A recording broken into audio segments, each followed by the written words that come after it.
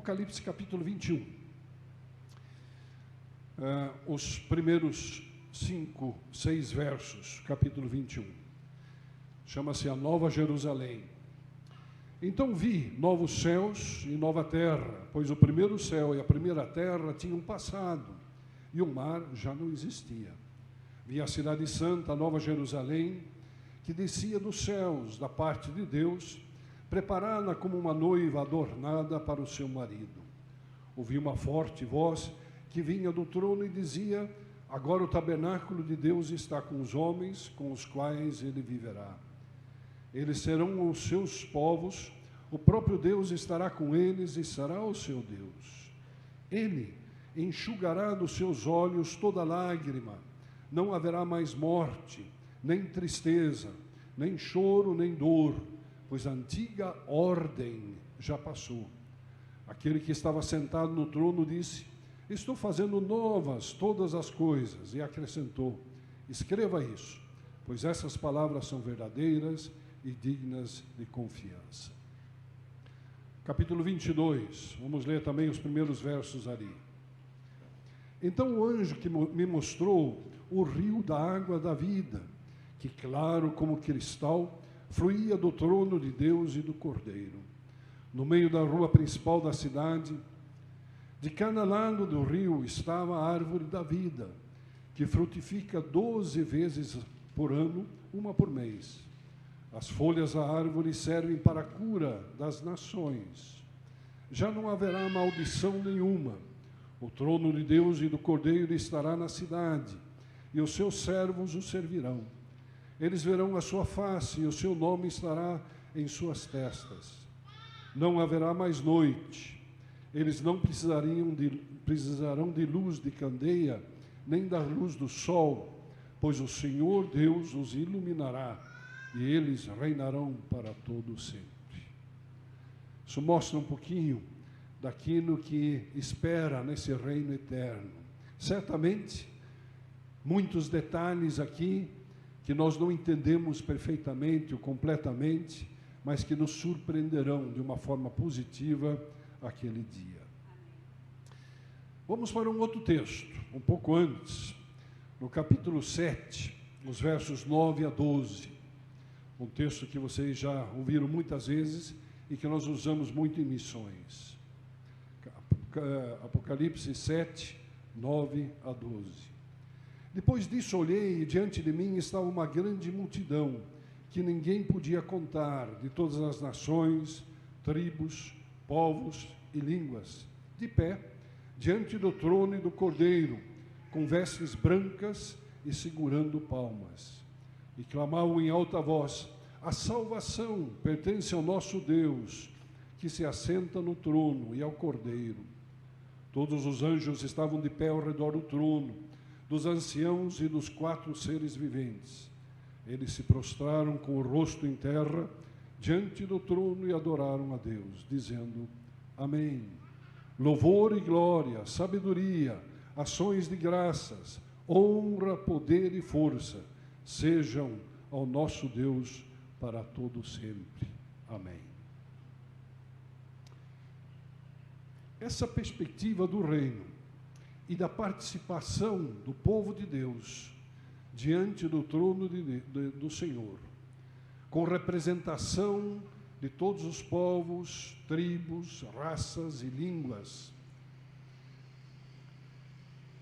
é futuro, mas ao mesmo tempo é um futuro tão certo, tão assegurado pelo Senhor, que é um impulso, é algo que nos atrai e nos empurra, nos entusiasma, nos encoraja de seguirmos caminhando com o Senhor, não é verdade?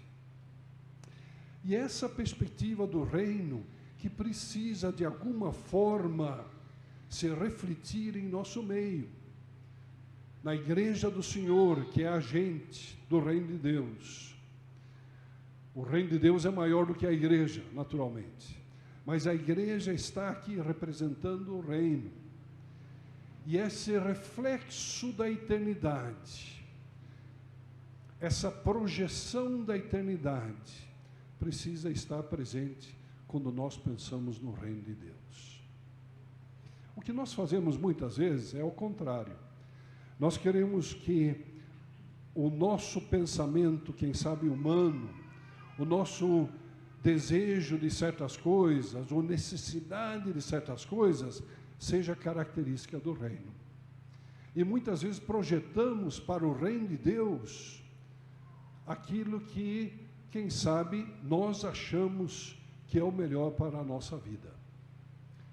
Na oração da irmã aqui, nós cantamos isso também, essa questão de que o plano de Deus, aquilo que Deus tem pensado para nós, é isso que precisa, de alguma forma, nortear a nossa vida e o nosso pensamento acerca do reino.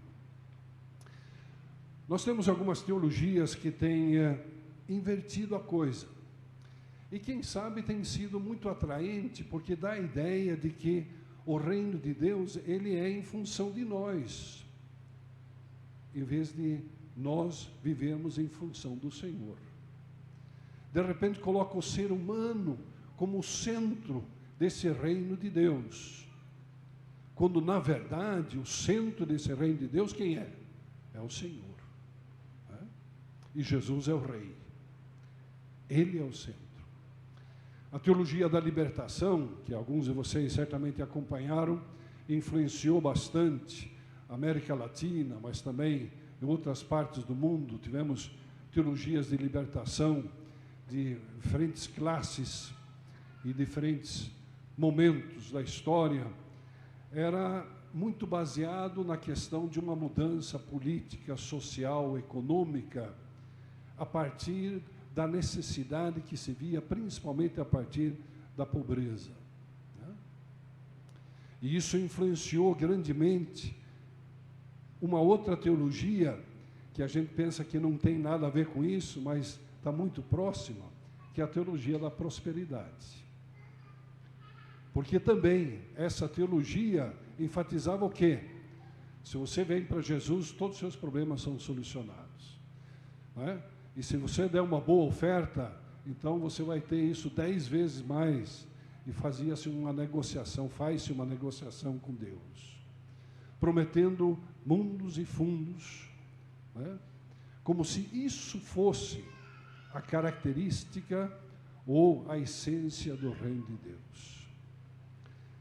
E nós temos uma outra teologia que está muito forte ao redor do mundo, e quem sabe você não ouviu esse nome antes, mas eu vou te contar, que é a teologia do domínio, que é a ideia de que nós podemos transformar essa terra, a nossa sociedade, quem sabe até o nosso país, num pequeno céu. Que através do poder político, poder econômico, nós podemos estabelecer o reino de Deus aqui na terra.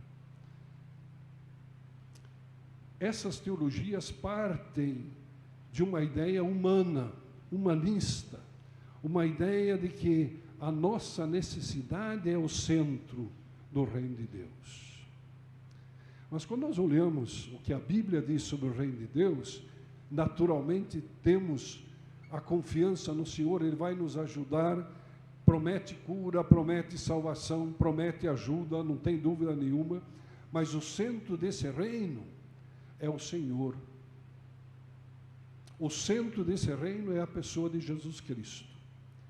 Então, qualquer teologia, qualquer ideia do reino de Deus que não seja cristocêntrica, que não tenha Jesus como centro, não é uma teologia, não é um ensinamento que está de acordo com a palavra de Deus.